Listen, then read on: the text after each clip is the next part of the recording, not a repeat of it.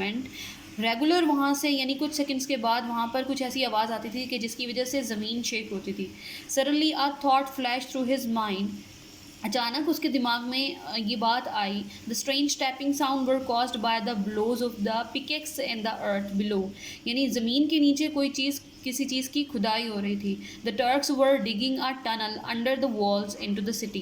जो टर्क्स थे, जो टर्की के रहने वाले थे, जिन्होंने अटैक करना था, वो क्या कर रहे थे, ज़मीन के अंदर ही अंदर एक टनल जो थे वो खोद रहे थे कि टनल के थ्रू यानी अंदर ही अंदर एक रास्ता बना रहे थे कि जिसके थ्रू वो सिटी में एंटर हो सकें. With great haste. जब उस बेकर को ये पता चला कि नीचे कोई इस तरह का काम हो रहा है कि हमारे सिटी के ख़िलाफ़ कुछ प्रोपेगेंडा चल रहा है, उसने फ़ौरन से क्या किया, the baker went to warn other. उसने दूसरों को वार्न करना शुरू कर दिया कि there is something which is going to be happen. When the general in command of the army was told, he went to the bakery at once to investigate. जब general army के general को बताया गया कि यहाँ पर कुछ गड़बड़ है, फ़ौरन से गया इन्वेस्टिगेट करने के लिए उसी बेकरी में कि क्या वाकई यहाँ पर ऐसा कोई इशू है. At the bakery, the general bent his ear to the ground, heard the tapping noise, and watched the marbles dancing on the drum.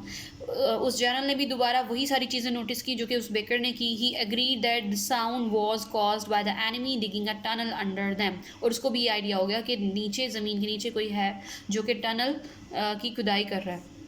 Late that night his soldiers suddenly open the city gates. उसी रात जो था जो जितने भी soldiers थे उस city के जो गेट्स जो बंद किए हुए थे वो सडनली यानी अचानक से खोल दिए. And made a surprise attack on the enemy. और अचानक से जब उन पर अटैक किया गया, after a short but fierce fight, the Turks turn and flood.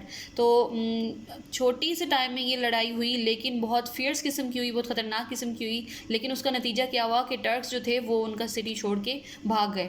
And दस द सिटी वॉज सेव्ड. और इस तरह उनका सिटी जो वियना था वो सेव हो गया. Thus it was by means of the warning that the general was able to defeat the Turks.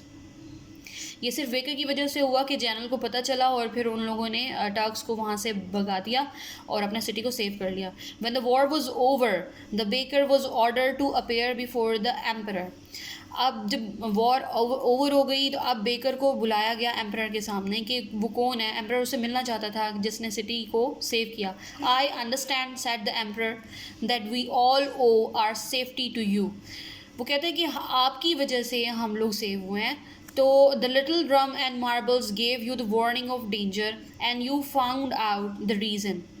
कि आपको वो स्ट्रेंज वार्निंग सुनाई दी और आपने वो जो ख़तरा था जो कुछ भी था वो आपने भांप लिया. Now my good man, what do you wish as a reward.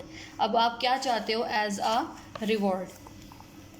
Baker कहता है, your majesty, replied the baker, I am a humble man and I do not desire riches and or rank. कहते हैं कि मैं एक humble man हूँ, मैं एक सादा सा आदमी हूँ, मुझे कोई पैसे की या किसी स्टेटस की ज़रूरत नहीं है. ग्रांट मी वन विश, मुझे बस एक ख्वाहिश है, मुझे बस उससे नवाज दें. And I will be happy, और मैं खुश हो जाऊँगा. अब वो ख्वाहिश क्या थी. Let me from now on make my bread in the shape of the crescent on the Turkish flag. कि टर्किश फ्लैग पे जो क्रीसेंट बना होता है, क्रीसेंट होता है वो जो आधा चांद होता है जो पाकिस्तानी फ्लैग पे भी होता है. वो कहते हैं मुझे उस क्रीसेंट के शेप के मुझे ब्रेड्स बनाने दें, so that those who will eat it will remember our great victory. कि जो कोई भी उसको फिर वो खाएगा, जो ख़रीदेगा, तो उसको एहसास होगा कि हमने कितनी बड़ी विक्ट्री हासिल की थी. The emperor was greatly surprised at this strange wish. और उस स्ट्रेंज विश पे एम्परर भी काफ़ी हैरान था. But he granted it at once with a smile. लेकिन उसने उसको इजाज़त दे दी. A splendid idea, said the emperor. Remember to send the first bread you make to the palace. वो कहता है कि सबसे पहले जो आप ये ब्रेड बनाओ तो वो सबसे पहले आपने अपने पैलेस में भेजनी है, so that I will be the first to enjoy it. तो मैं सबसे पहला वो शख्स हूँगा जो मैं इसको खाऊंगा और enjoy करूँगा हमारी victory. Needless to say, the baker was kept busy and happy अब जो बेकर था वो अपनी इस विश के ग्रांट होने पे काफ़ी हैप्पी था और उसने अपना काम शुरू कर दिया. His new crescent shaped bread was called a croissant. यानी जो ब्रेड वो क्रीसेंट शेप में बनाता था उसका नाम उसने रखा क्रोइसेंट.